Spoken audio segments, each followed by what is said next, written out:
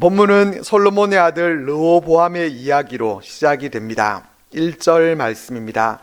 르호보암이 세겜으로 갔으니 이는 온 이스라엘이 그를 왕으로 삼고자 하여 세겜에 이르렀음이더라.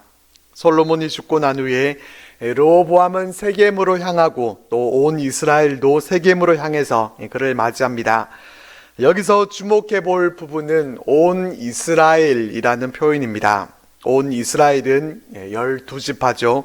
아직까지는 온 이스라엘이 르호보암을 왕으로 세웁니다. 그렇지만 앞에서 이 아이야 선지자가 예언하기는 10지파를 여로보암에게 줄 것이라고 했었습니다. 그렇기 때문에 지금은 온 이스라엘이지만은 이제 르호보암을 맞이했던 이 온 이스라엘이 앞으로 어떻게 되어질지를 우리는 주목해서 봐야 합니다. 르호보암이 왕위에 오르게 되니까 마치 그동안 기다리고 있었다는 듯이 솔로몬의 강력한 통치 아래서 잠재되어 있던 그런 여러 문제들과 갈등들이 이제 일어나게 됩니다. 2절과 3절 전반절 말씀을 보겠습니다. 느밧의 아들 여로보암이 전에 솔로몬 왕의 얼굴을 피하여 애굽으로 도망하여 있었더니 이제 그 소문을 듣고 여전히 애굽에 있는 중에 무리가 사람을 보내 그를 불렀더라. 르호보암의 등장과 함께 느밧의 아들 여로보암도 함께 등장합니다. 북쪽 10지파의 지도자들은 애굽에 피신해 있던 이 여로보암을 불러서 자신들의 대표로 세웁니다. 2절과 3절 말씀에서 아쉬움이 있는 것은 왜 여로보암을 부르게 됐는지 좀 더 자세한 배경이 있다면 좋겠지만은 그런 것들은 다 생략되어 있습니다. 이유는 알 수 없지만은 여로보암이 솔로몬 때의 신하로 있으면서 아무래도 백성들로부터 많은 지지를 받고 또 인정을 받았기 때문일 것 같습니다. 이렇게 이스라엘 온 회중들은 여로보암과 함께 르호보암을 찾아가서 그들의 요구사항을 전합니다.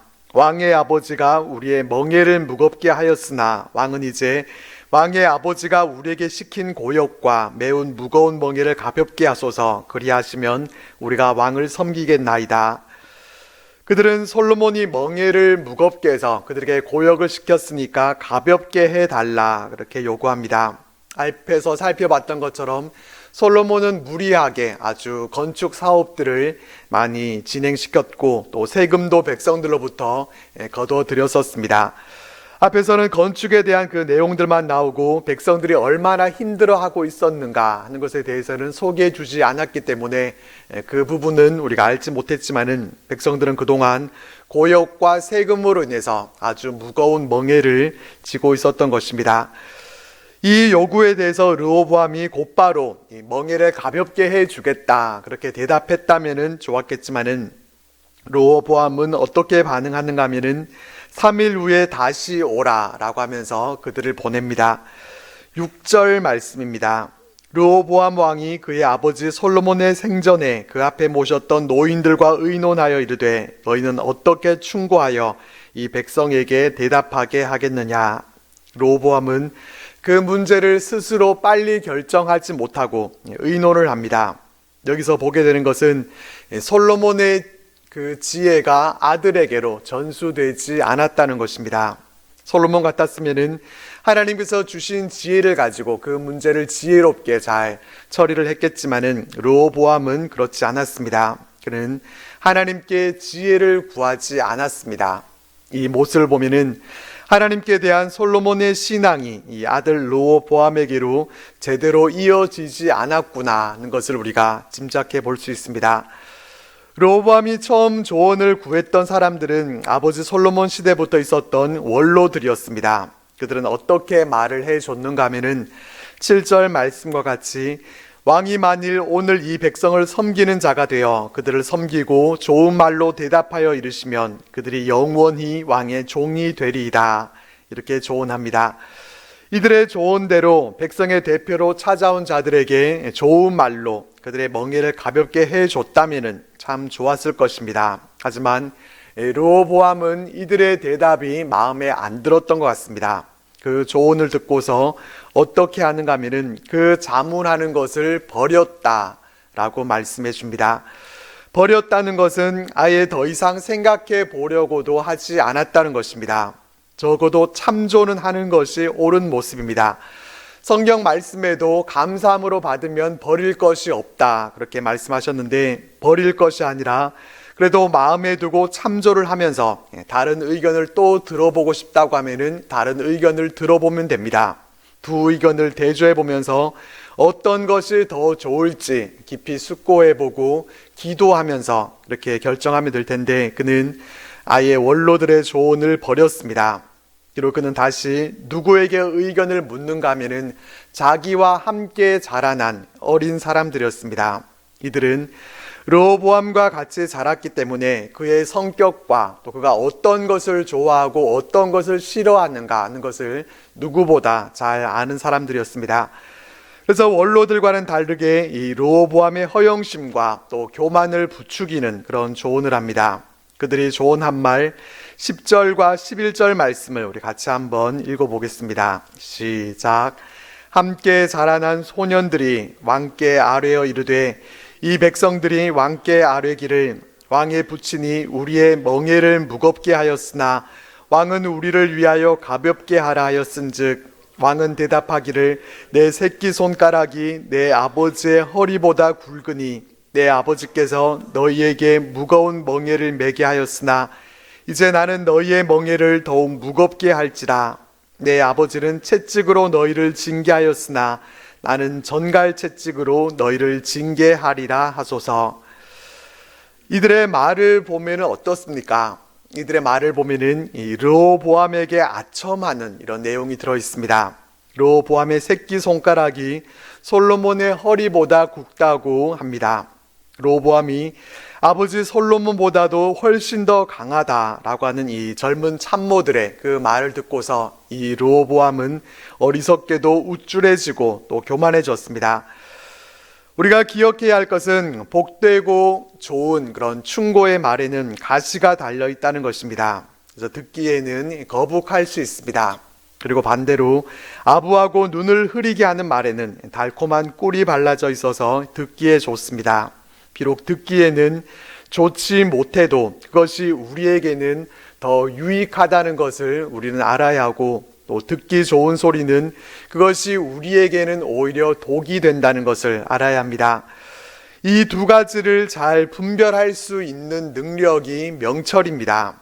우리는 명철을 소유한 자들이 되어서 이 두 가지를 잘 분별할 수 있어야 합니다.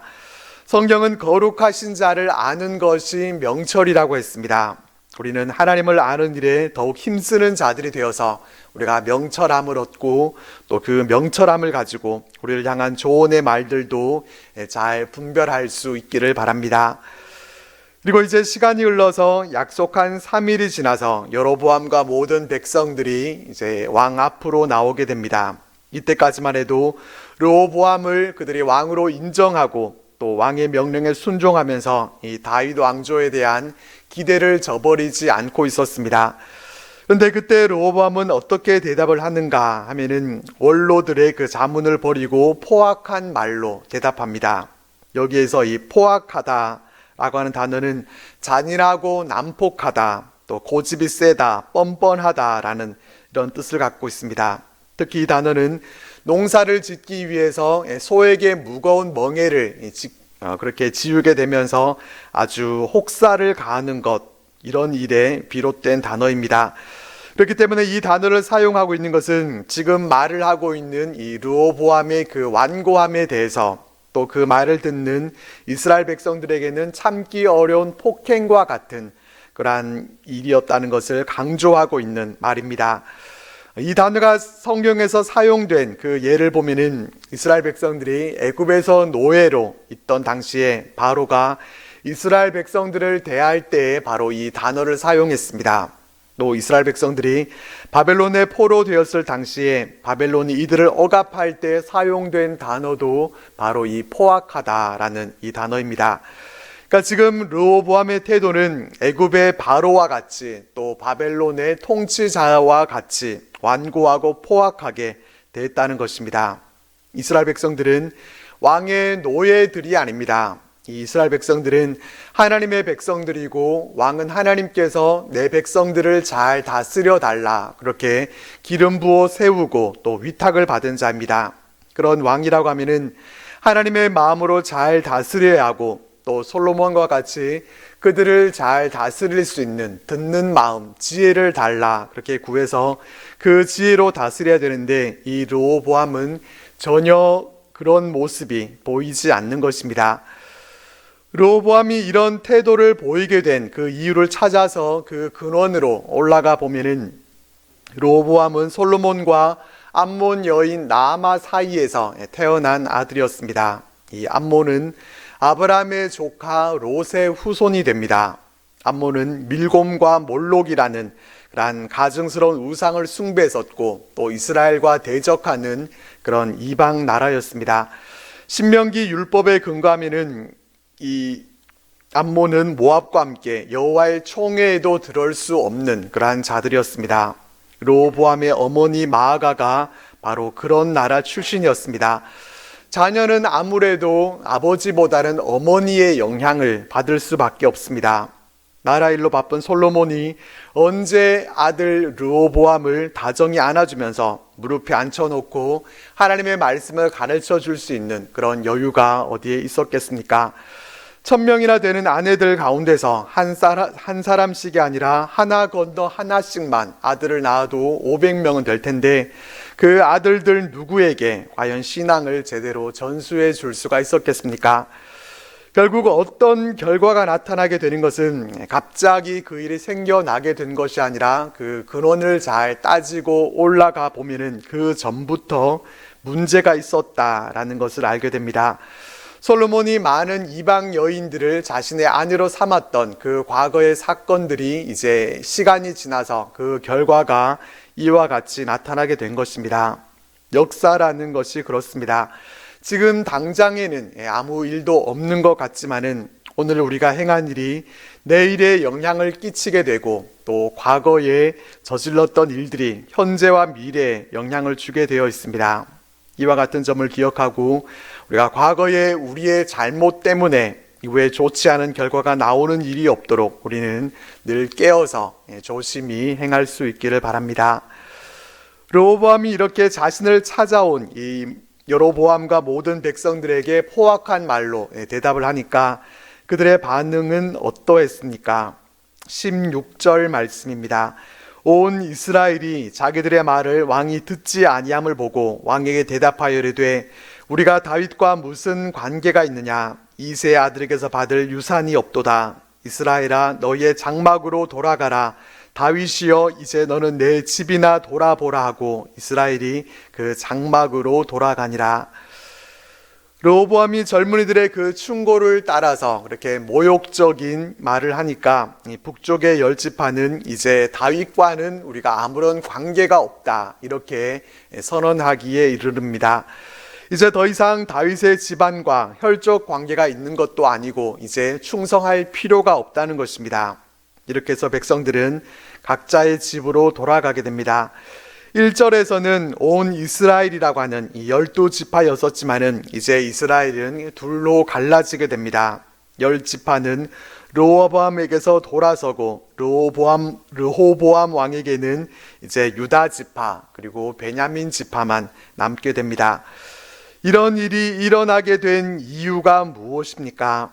15절 말씀을 보면은 왕이 같이 백성의 말을 듣지 아니하였으니 이 일은 여호와께로 말미암아 난 것이라. 여호와께서 전에 실로 사람 아히야로 느밧의 아들 여로보암에게 하신 말씀을 이루게 하심이더라 라고 말씀해 줍니다. 겉으로 보기에는 이 르호보암이 어리석은 판단을 하고 그가 잘못함으로 인해서 이와 같은 일이 일어난 것처럼 이렇게 보이지만은 이 일은 아히야를 통해서 하나님께서 예언하셨던 그 일이 이렇게 이루어지게 되었다라는 것입니다. 르호보암의 어리석은 행동 이면에는 이 하나님의 섭리하심이 있었던 것이고 하나님은 예언하신 것을 조금의 오차도 없이 시간이 지난 후에 그대로 이루셨습니다. 이렇게 보면은 우리가 겉으로 보는 것과 영적으로 볼 때 그 해석이 달라진다는 것을 알게 됩니다. 우리가 당하는 어떤 일들이 겉으로 보기에는 그냥 세월이 흐르면서 또 주변에 있는 환경들을 통해서 그냥 그렇게 되어지는 것처럼 그렇게 보이지만은 영적으로 보면은 거기에도 다 하나님의 뜻하심과 또 계획하심이 있는 것입니다. 그렇기 때문에 우리는 겉으로 드러나 보이는 대로만 우리가 판단할 것이 아니라 그 이면에 감추어져 있는 하나님의 그 뜻하심까지도 우리는 볼 수 있게 되기를 바랍니다. 세상과 환경이 우리를 이끌어가고 또 우리가 거기에 끌려가는 그러한 모습이 아니라 하나님이 주권을 가지시고 일하심을 우리가 인정해드리고 또 하나님의 그 인도하심을 따라서 살아가는 우리의 삶이 되시기를 바랍니다. 이 르호보암에게 없었던 것은 듣는 마음이었습니다. 아버지 솔로몬은 그것을 구했었지만은 그런 걸 구해본 적이 없는 이 르호보암은 그것이 없어서 나라를 갈라놓는 사람이 되고 말았습니다. 르호보암이 그렇게 왕으로서 잘못 판단하고 그렇게 행함을 통해서 나라가 그렇게 분열되어졌다고 하면은 그렇게 큰 일이 일어났으면은 어떻게 해야 되겠습니까? 우리가 르호보암이라고 하면은 그 당시에 그러면 어떻게 행하겠습니까? 일어난 그 일에 대해서 애통해야 하고 또 자복하고 회개하면서 하나님의 도우심을 구했을 것입니다. 제대로 된 생각을 갖고 있는 사람이라면 마땅히 그렇게 하는 것이 올바른 모습입니다. 하지만 르호보암은 어떻게 합니까? 그는 현재 처해 있는 그 사태를 직시하지 못합니다. 18절 말씀 보면은 그는 역군의 감독 아도람을 그들에게 보냅니다. 이 백성들의 멍에를 가볍게 하지 않고 오히려 더 무겁게 하겠다고 했던 이 자신의 말을 실현시키기 위해서 이 아도람을 보냈을지도 모르겠습니다. 하지만 백성들은 어떻게 합니까? 이 아도람을 돌로 쳐 죽이는 이러한 일이 일어납니다. 왕이 보낸 사람을 쳐 죽였다는 것은 무슨 뜻입니까? 곧 왕의 뜻에 반역하는 것입니다. 이렇게 생각지도 못한 반란이 일어나게 되니까 르호보암은 급히 수레를 타고 예루살렘으로 도망치게 되는 이런 사태까지 벌어집니다. 이 르호보암은 그만큼 자기 중심적인 사람이었습니다. 이기적인 사람은 다른 사람의 마음을 세심하게 살피지 못합니다. 그는 백성들의 마음이 어떤지를 살피지 못했습니다. 오히려 자신의 그 지위를 이용해서 더 잔인하게 대했습니다. 지혜롭게 상황을 파악하지 못하고 그는 자기가 하고 싶은 대로 행했습니다. 그 결과는 살인과 반란과 도피라고 하는 이런 안타까운 모습으로 나타나게 됐습니다. 자기 중심적으로 행하는 것은 결국 자신에게도 이롭지 못하게 되고 또 다른 사람들에게도 피해를 주게 됩니다. 자기 중심적으로 내 입장만 생각하면서 내 뜻대로만 하려고 할 것이 아니라 다른 사람의 입장에서 타인의 마음을 살피고 한 번 더 생각하고 행동하는 것이 지혜로운 모습입니다. 우리에게도 이런 지혜가 있기를 바랍니다. 20절 말씀입니다. 온 이스라엘이 여로보암이 돌아왔다함을 듣고 사람을 보내 그를 공회로 청하여 온 이스라엘의 왕으로 삼았으니 유다 지파 외에는 다윗의 집을 따르는 자가 없으니라. 북이스라엘은 여로보암을 왕으로 추대하게 됩니다. 이 여로보암이 북이스라엘의 초대 왕으로 세워지면서 이제 이스라엘은 통일 왕국 시대가 끝나게 되고 분열 왕국의 시대가 시작이 됩니다. 한편 예루살렘으로 도망쳤던 이 르호보암은 어떻게 합니까? 21절 말씀입니다. 르호보암이 예루살렘에 이르러 유다 온 족속과 베냐민 지파를 모으니 택한 용사가 18만 명이라 이스라엘 족속과 싸워 나라를 회복하여 솔로몬의 아들 르호보암에게 돌리려 하더니 르호보암은 아직도 정신을 차리지 못합니다. 회개하기는커녕 그는 군사를 일으키려고 합니다. 무엇이 문제이고 어떻게 해야 하는가 하는 것을 지금 전혀 모르고 있습니다. 르호보암이 예루살렘에서 유다와 베냐민 지파를 모았더니 18만 명이 모였습니다. 겉으로 보기에는 나라를 회복하려고 하는 것처럼 그렇게 보일 수 있겠지만은 21절 뒷부분을 보면은 르호보암에게 돌리려 하더니 라고 되어 있습니다. 전쟁을 통해서 나라를 자신에게로 돌리려고 했던 것입니다. 하나님의 뜻도 묻지 않고 그는 이스라엘 나라를 자기 것인 것처럼 자기 것으로 여기고 자기 것을 되찾으려고 전쟁을 하겠다는 것입니다. 이렇게 정신도 못 차리고 아무것도 모르고 있는 이 르호보암을 보면서 하나님도 너무 답답하셨는지 드디어 하나님이 나서십니다. 하나님은 하나님의 사람 스마야에게 임하셔서 말씀을 주셨습니다. 어떤 말씀을 주셨고 어떻게 됐는지 23절과 24절 말씀을 같이 읽어보겠습니다. 시작. 솔로몬의 아들 유다 왕 르호보암과 유다와 베냐민 온 족속과 또 그 남은 백성에게 말하여 이르기를 여호와의 말씀이 너희는 올라가지 말라. 너희 형제 이스라엘 자손과 싸우지 말고 각기 집으로 돌아가라. 이 일이 나로 말미암아 난 것이라 하셨다 하라 하신지라. 그들이 여호와의 말씀을 듣고 그 말씀을 따라 돌아갔더라. 아멘. 스마야를 통해 하나님은 분열의 원인이 솔로몬과 또 르호보암에게 있다는 사실을 분명히 전하십니다. 이스라엘이 갈라지게 된 것은 하나님의 섭리 가운데 있기 때문에 이스라엘 자손과 싸우지 말고 각기 집으로 돌아가라. 하나님은 그렇게 말씀을 전하게 하셨습니다. 이렇게 하나님의 뜻을 전했는데도 하나님의 뜻을 무시하고 전쟁을 일으켰다고 하면은 아마도 르호보암의 목숨이 어떻게 됐을지 알 수 없는 일인데, 그나마 그는 하나님의 말씀을 듣고서 그 말씀에 순종해서 멈춥니다. 하나님의 말씀을 듣고 유다와 베냐민 지파 사람들은 각기 집으로 돌아갔습니다. 그나마 하나님의 말씀에 순종했기 때문에 사건이 큰 재앙으로 번지지 않고 거기서 멈출 수 있었습니다. 이렇게 순종하게 될 때 하나님의 은혜가 임하게 됩니다. 비록 앞에서 잘못하고 또 부족한 일이 있었다 하더라도 하나님 말씀에 순종하게 되면은 그 한 번의 순종, 잠시 행한 그 한 번의 순종을 통해서도 하나님은 은혜를 베풀어 주십니다. 불순종과 순종은 글자 하나 차이지만은 그 결과는 아주 다르게 된다는 것을 우리는 기억하고 오직 순종하는 믿음으로만 하나님 앞에 나아가실 수 있기를 바랍니다. 25절 이하에서는 북이스라엘을 다스리는 여로보암에 대한 내용이 나옵니다. 이 북이스라엘 10지파의 지지를 받으면서 왕이 된 이 여로보암은 하나님의 계명을 지켜서 행하면은 다윗과 같이 견고한 나라를 세울 수 있도록 해주겠다. 그렇게 아이야 선지자를 통해서 전해준 그 말씀을 그는 뒤로하고 그는 어떤 일에 집중을 하는가 하면은 수도를 세우고 또 요새를 건설하는 일에 매진합니다.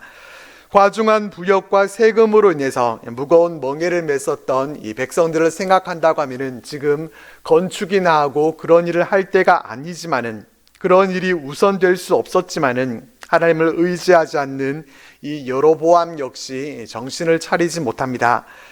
그리고 그가 스스로 마음에 한 말 26절과 27절 말씀 보면은 그는 이렇게 생각합니다. 나라가 이제 다윗의 집으로 돌아가리로다. 만일 이 백성이 예루살렘에 있는 여호와의 성전에 제사를 드리고자 하여 올라가면 이 백성의 마음이 유다 왕 된 그들의 주 르호보암에게로 돌아가서 나를 죽이고 유다의 왕 르호보암에게로 돌아가리로다. 여로보암은 백성들이 명절이 돼서 예루살렘 성전으로 가서 제사를 드리게 되면은 백성들이 혹시 자신을 배신하게 되지 않을까 두려워하는 그런 마음이 있었습니다. 그는 아이야 선지자를 통해서 주신 말씀과 같이 하나님의 약속하심을 믿고 계명만 잘 지키면서 그렇게 살아간다면은 아무 염려하고 두려움 없이 나라가 굳게 설 수 있을 텐데도 거기에 대해서는 마음을 쓰지 않고 엉뚱한 일을 벌입니다. 그는 자신의 왕권에 대한 그 불안감을 해소하기 위해서 계획을 세웁니다. 어떤 계획이었는가 하면은 그는 금송아지 둘을 만들어서 베델과 단에 둡니다. 백성들이 예루살렘 성전으로 가지 못하게 하기 위해서입니다. 예루살렘 성전으로 가지 말고 베델과 단에 있는 이 금송아지들을 섬기라는 것입니다. 금송아지를 만들고서는 이스라엘아, 이는 너희를 애굽 땅에서 인도하여 올린 너희의 신들이라 라는 이런 말 같지도 않은 소리를 합니다. 출애굽기에서도 아론이 똑같은 말을 했었습니다. 이스라엘아, 이는 너희를 애굽 땅에서 인도하여 낸 너희의 신이로다. 이 사건으로 인해서 모세는 레위 지파 사람들에게 이 금송아지를 숭배한 사람들을 죽이도록 이렇게 명령했었고, 그때 3,000명쯤 되는 그런 많은 사람들이 죽임을 당했었습니다. 그런데 성경에 있었던 그 사건을 그대로 재현하고 있습니다. 과거에 있었던 그 일을 재현하게 되면은 과거에 있었던 그런 살육과 그런 멸망함이 있게 될 텐데도, 이 여로보암은 과거에 이스라엘 백성들이 저질렀던 그 죄를 다시 짓게 만듭니다. 여기에다가 31절과 32절 말씀 보면은 그는 여러 산당을 짓고 레위인이 아닌 제사장들을 임명합니다. 또 33절을 보면은 자기 마음대로 8째 달, 15째 날을 절기로 정합니다. 원래 하나님께서 정하신 이 절기, 이 장막절은 7월 15일이지만은 자기 마음대로 이렇게 비슷하게 만들어냈습니다. 비슷한 것은 결코 같은 것이 아닙니다. 완전히 다른 것이고 잘못된 것이고 틀린 것입니다. 내 생각대로 그냥 비슷하게 하면 되지 이렇게 생각할 수 있겠지만은 분명 그것은 하나님의 뜻과는 다른 것입니다. 그런 이스라엘 백성들을 위하는 것처럼 그들이 절기를 잘 지킬 수 있도록 해준다는 그런 명분으로 예루살렘까지 가지 않고 가까운 곳에서 제사 드릴 수 있도록 그렇게 만들었지만은 그것은 분명 잘못된 모습이었습니다. 33절 말씀에 그가 자기 마음대로라는 이 말이 강조되어 있는 것처럼 그는 자기 마음대로 행하는 자였습니다.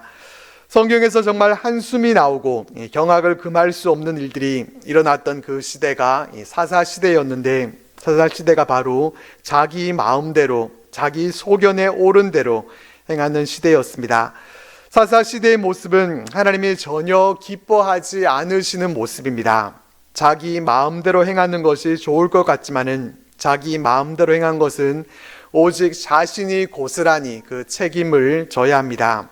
하나님 뜻대로 행하는 것은 하나님께서 책임져 주시지만은 그러나 내 뜻대로 행한 것은 내가 책임을 져야 되고, 내가 책임을 지려면은 우리가 감당할 수 없는 그러한 경우에 처해질 수도 있습니다. 그렇기 때문에 내 마음대로 하는 것이 결코 좋은 것이 아님을 우리는 알아야 합니다. 그리고 여로보암은 베델에 쌓은 금송아지 제단에 올라가서 분향합니다.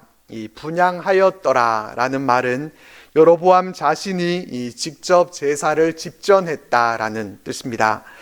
왕이라고 해도 직접 제사를 드릴 수는 없습니다. 그것은 제사장이 해야 될 일입니다. 사울이 하나님께 버림받았던 것도 사무엘을 기다리지 못하고 자신이 직접 제사를 드렸던 것이 이유가 됐습니다.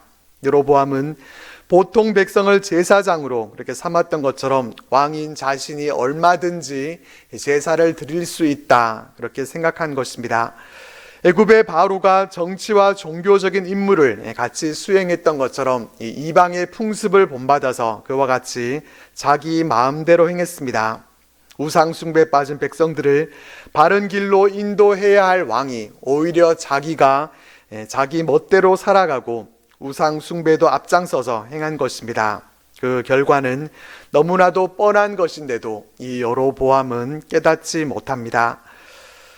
오늘 본문은 이렇게 솔로몬의 사후에 르호보암과 여로보암, 이렇게 이름도 비슷한 두 사람이 둘 다 어리석고 미련하게 행해서 나라를 갈라놓아 버리고 또 우상 숭배를 앞장섰던 그런 안타까운 모습을 보여줍니다. 우리는 이와 같이 되지 않도록 하나님을 경외함으로 지혜와 명철을 가진 자들로 살아가실 수 있기를 바랍니다. 또한 내 마음대로 살아가는 것이 얼마나 위험한 일인가 하는 것을 우리 마음에 새기면서 오직 하나님 말씀에 순종하면서 살아갈 수 있기를 바랍니다. 하나님의 법 안에서 살아가는 것이 가장 복된 삶임을 우리가 기억하고 주 안에서 주시는 평강과 은혜로 체험받고 살아가는 우리들 모두가 되시기를 바랍니다.